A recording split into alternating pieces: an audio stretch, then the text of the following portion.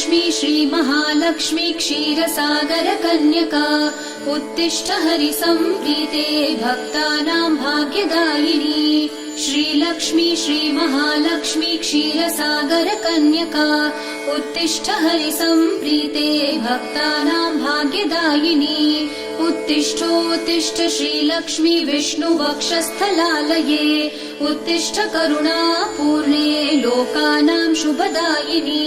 उत्तिष्ठोत्तिष्ठ श्रीलक्ष्मी विष्णुवक्षस्थलालये उत्तिष्ठ करुणापूर्णे लोकानां शुभदायिनी। श्रीपद्ममध्यवसिते वरपद्मनेत्रे श्रीपद्महस्तचिरपूजित पद्मपादे श्रीपद्मजात जननी शुभपद्मवक्त्रे श्रीलक्ष्मी भक्तवरदे तव सुप्रभातम्।